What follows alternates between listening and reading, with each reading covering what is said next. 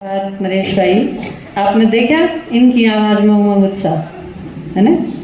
मैंने यूँ लगा था आपने माइक की ज़रूरत ही नहीं, क्योंकि भाई जी जब और आप आए शनिवार जब भी सेकंड सैटरडे में अपना प्रोग्राम होगा तो आप इन्हें सुनोगे। ये कविता बहुत अच्छी लिखे हैं लेकिन आज नहीं सुनाएंगे क्योंकि वो अवसर आपने मिलेंगे। और दूसरी तरफ कृष्णा बैंड हैं, वो बहुत ऊंचे पद पर रहे हैं, बहुत जिम्मेवारी का काम संभाला है और उससे उपराम होके बाबा की अलौकिक सेवा खातर, क्योंकि आप सोचो नरेश भाई तैयार करे जिन्हें, उनकी संकल्प शक्ति का परिणाम है नरेश भाई। तो आप सोचो ये खुद एक थे नरेश भाई पे, जिसकी रचना इतनी सुंदर, वो कितना सुंदर होगा। तो नरेश भाई तो रचना है ना, और ये तो खेल रचता रचना का है। ये मैं रचना हूँ, ये रचता है, ये रचना है, वह रचता है। तो यो खेल रचता और रचना का है। बाबा कह है ने दोए का तो ज्ञान सुना हूँ, रचता और रचना का आदि मध्य अंत, इससे सिवा तो और की में है ही कौन। तो ये कृष्णा बहन पर सुनाएंगे आप कि वो शॉर्ट में अपना अनुभव हमने सुना। ओम शांति।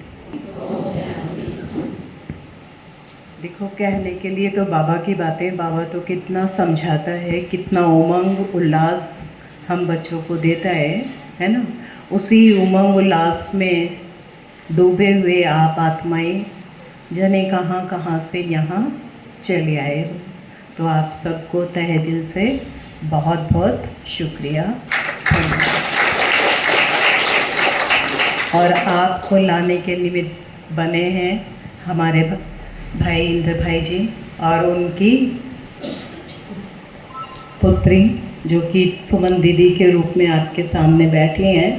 और सबसे बड़ी बात कि आज धनतेरस का दिन है और धनतेरस के दिन सब दुनिया वाले तो लोहे के बर्तन और चांदी सोने के बर्तन खरीद रहे होंगे और हम दो बर्तनों के बीच में बैठे हुए हैं। अब वो कौन से बर्तन हैं ये सब आप अपने अपने हिसाब से अपनी अपनी बुद्धि से सोचेंगे। क्यों? क्योंकि सबको दिव्य और अलौकिक बुद्धि बाबा ने दी है।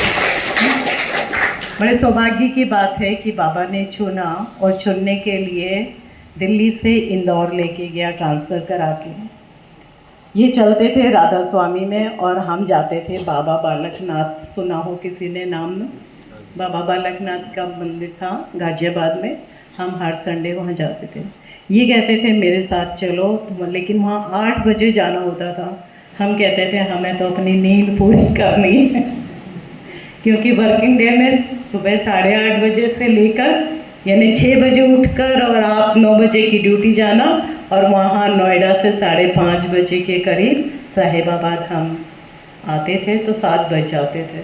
तो इतनी हेक्टिक जो टाइम शेड्यूल था उसमें बाबा के लिए तो कोई टाइम था ही नहीं। बाबा तो कहते हैं ना रमजबाज है। उसने क्या किया, मुझे उठा के ले गया इंदौर, ट्रांसफ़र कर दिया उन्होंने। मैंने बहुत रिक्वेस्ट करी हमारे यहाँ जो बाबा बालकनाथ जी, हालांकि बाबा कहते हैं ना रिद्धि सिद्धि में भी सफलता तो है ना, ताकत भी है। वो थोड़े टाइम के लिए काम करती हैं, वो हमने भी देखा। तो हमने उनसे कहा कि यहीं डायरेक्टरेट में एक पोस्ट खाली है तो आप कैसे भी करके हमारा यहाँ पर ट्रांसफ़र करवा दीजिए, हमें इंदौर नहीं जाना है। उन्होंने हमसे कहा आपको इंदौर तो जाना पड़ेगा। जब उन्होंने कह दिया इंदौर जाना पड़ेगा तो हमने भी मन बना लिया। बेटा जो है शिखर 8 में पढ़ता था जब, तब की बात है ये।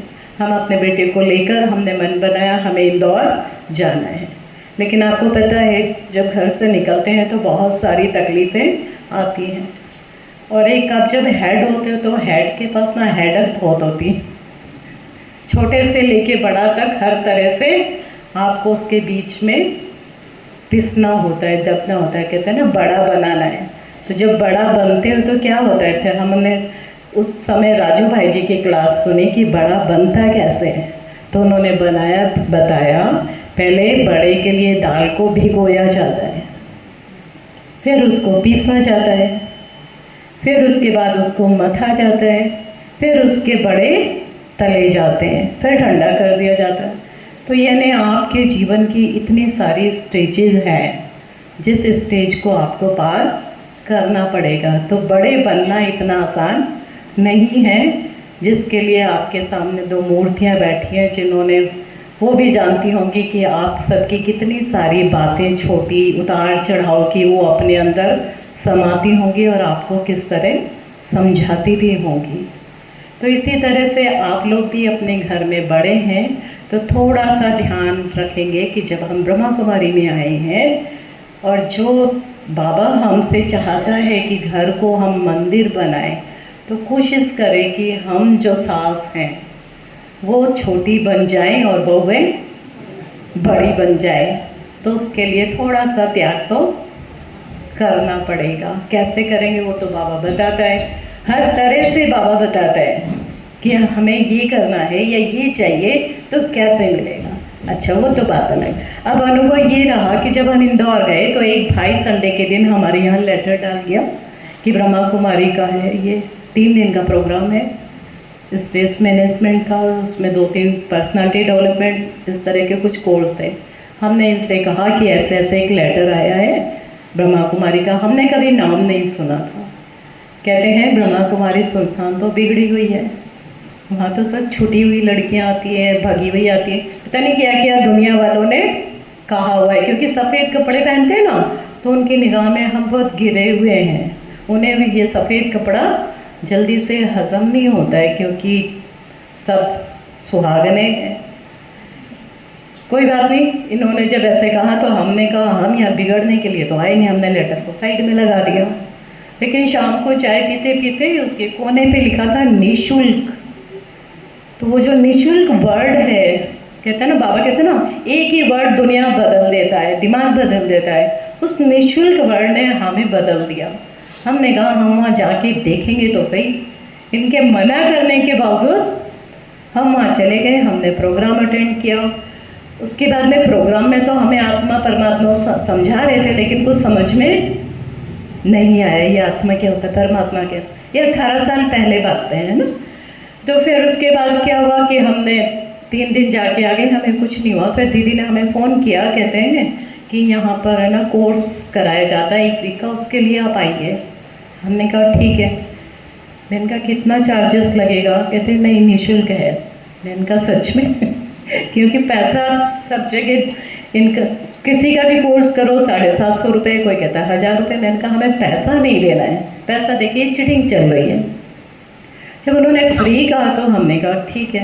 हमने 1 वीक का कोर्स किया और बाबा का कमाल है कि 1 वीक का कोर्स के दिन, लास्ट के दिन दीदी ने कहा कि लहसुन प्याज नहीं खाना है, ये नहीं खाना है। हमने घर आए और अपने घर में जो लास्ट लहसुन और प्याज था उठा के अपने पड़ोसन को दे दिया। वो दिन का दिन है, आज तक हमारे घर में फिर हमने कोशिश नहीं करी कि हमें उसमें शिखर ने हमें बहुत सहयोग दिया। उसने कभी नहीं कहा कि मुझे लहसुन प्याज की सब्जी चाहिए। तो हम बाबा का शुक्रिया करते हैं। इसी दौरान फिर ये राधा स्वामी में जाते थे, हम ब्रह्मा कुमारी में जाते थे। मैंने कहा ये बच्चा सोचेगा मुझे कहाँ जाना चाहिए, ये दोनों तो दो रास्ते हो गए ना, तो ये किसको फॉलो करेगा।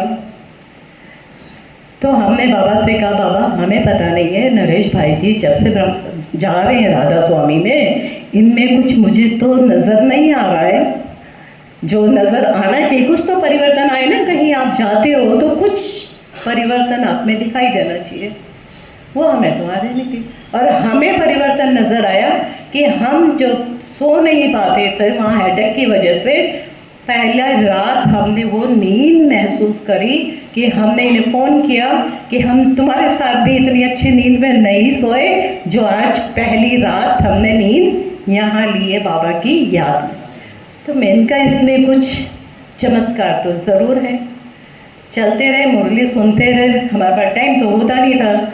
हम दीदी से कहते दीदी ये मुरली दे देना, और उसको बड़े शौक से फ़ोटोकॉपी कराते थे और रख लेते थे। ये भी समझ नहीं थी कि इस मुरली को पढ़ना है। दीदी ने भी कभी नहीं कहा हमें इतनी बारीकी से कि इसे पढ़ना भी होता है और समझना भी नहीं होता।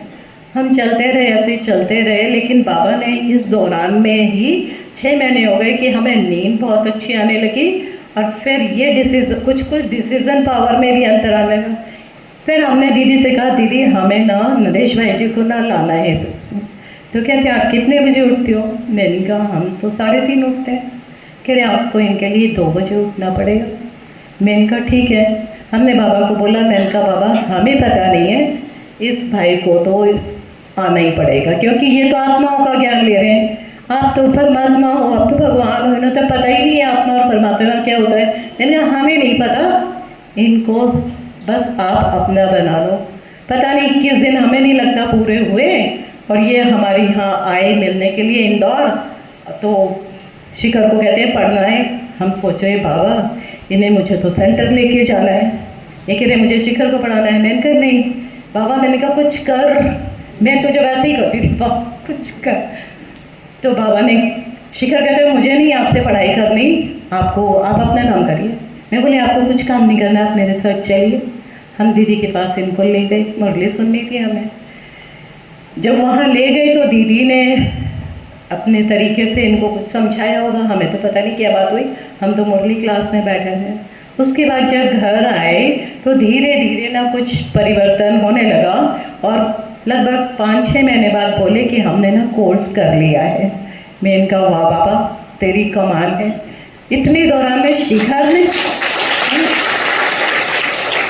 इन 6 महीने के बीच में शिखर ने कब जाके कोर्स किया सेंटर पर हमें नहीं पता, वो हमारे साथ चल पड़ा। मैंने कहा पहले कोर्स कर लो, कह रहे वो तो हमने कर लिया। मैंने कहा कब करा? हमें नहीं पता। वो हमने बाबा को थैंक यू बोला। मैंने कहा थैंक यू बाबा, परिवार के 3 ही लोग हैं, तीनों ज्ञान में चलते हैं, और यहाँ तो रियल में बाबा है, क्योंकि इस दौरान में बाबा ने इतने अनुभव कराए कि हम अगर आपको सुनाने लगेंगे वो अनुभव तो शाम हो जाएगी। और अनुभव आप सबके साथ भी हैं, क्योंकि बाबा का बच्चा वही परमानेंट बन सकता है जिसके पास अनुभवों की खान है ना। बिना खान के तो हम चल नहीं सकते, इसलिए इस खान को अपने साथ रखिए। और एक दीदी आपको होमवर्क दे रही थी कि सबको बताना है। अब जब बाबा के बन गए तो मुरली चली कि रतन जड़ित ताज अच्छा लगता है सर पर रखना या बोझ की टोकरी। अब उस मुरली ने हमें तो घुमा दिया। मैंने कहा ये नौकरी बोझ की टोकरी है, और सच में ही बोझ की टोकरी थी, क्योंकि ये कुछ कुछ अपनी शिकायतें करते रहते थे, ये नहीं होता वो नहीं होता है। क्योंकि घर में रहते हैं तो आदमी कहते हैं ना क्या करती हो, और जब घर से बाहर चले जाओ तब लेडी की पूछ होती है कि हाँ कुछ करती भी है, नौकरी भी करती है और घर के साथ कैसे संभालती है। फिर उसके बाद में क्या हुआ कि बस बाबा की वो बात हमें क्लिक कर गई कि हमें रतन जड़ित ताज चाहिए, हमें ये बोझ की टोकरी छोड़नी पड़ेगी। लेकिन कई बार लगता था कि हमारे 9 साल अभी बड़े हैं, इसमें हमें 2 प्रमोशन मिल जाएंगे। लेकिन फिर हमने कहा कि 1 साल बाद हमें फिर वापस दिल्ली आना था, क्योंकि डिप्टी डायरेक्टर की पद से जॉइंट डायरेक्टर में जब आना था तो फिर उसके लिए दिल्ली आना पड़ेगा। मैंने कहा दिल्ली हम गए तो हम तो बाबा के रहेंगे नहीं, क्योंकि सुबह 8 बजे निकलेंगे और वापस 8 बजे आएंगे, तो मुरली कब सुनेंगे। फिर मुरली चली कि आपके बच्चे वारिस नहीं बनेंगे। मैंने कहा बच्चा वारिस नहीं बनेगा, इसका मतलब क्या? बहुत दिनों तक विचार चलता रहा कि इसका मतलब ये दुनिया सच में खत्म होने वाली है। मैंने कहा अब तो हो गया फैसला। इस दौरान में इनके मन में पता नहीं क्या चला, ये कहते हैं तुम 10,000 रुपये कमाने के लिए इंदौर में बैठी हो, क्योंकि हम लोगों के एक्सपेंसिव तो बहुत, किराया देना है, ये खर्चा आना जाना, सिर्फ 10,000 रुपये बचता है। ऐसा करना 10,000 रुपये आप मेरे से ले लेना और तुम VRS लेके आ जाओ। हम तो तैयारी बैठे थे, क्योंकि उथल पुथल चल रहा था कि कैसे नौकरी छोड़ें। जब सहयोग मिला तो हम चुप करके 3 महीने का देकर, 3 महीने को देना पड़ता है नोटिस, और हमने अपना मन बना लिया कि अब हमें वापस चलना पड़ेगा। हम 2011 में वापस आ गए VRS लेके। उसके बाद से ये तो जाते थे ड्यूटी, और हम सुबह 9 बजे से लेकर और शाम तक जितना टाइम होता था 12-1 बजे तक एक घर में जाकर बाबा के पर्चे देकर आते थे कि बाबा आ गया। उसके बाद में आपको सबको पता है 2000 कोरोना आ गया शुरू, 19 या 20 में, 21 में हमें रिटायर होना था 19 में। मैंने कहा बाबा ये तो बहुत अच्छा हुआ, हमने जो सेवा करनी थी वो हमने इतने टाइम में कर ली। अगर हम 2019 में रिटायर होते तो हम तो सेवा करने के लायक ही नहीं थे, क्योंकि कोरोना शुरू हो गया था। तो ये सब बनी बनाई, बाबा कहते हैं ना, ड्रामा बना हुआ है। जो होना था वैसे ही हुआ। तो नौकरी छोड़ के नहीं आए हमारे लोगों को, सबको बड़ा वो लगा कि तुम्हारा तो प्रमोशन ड्यू था और तुम्हें लगता नहीं है, क्योंकि जितने मेरे जूनियर थे अब डायरेक्टर बन गए। मैंने कहा जो मैं कमा रही हूँ मैं तुम्हें दिखा नहीं सकती, तुम जो कमा रहे हो वो दुनिया देख रही है, लेकिन जो मैं कमा के लेकर जाऊंगी वो मैं तुम्हें दिखा नहीं सकती।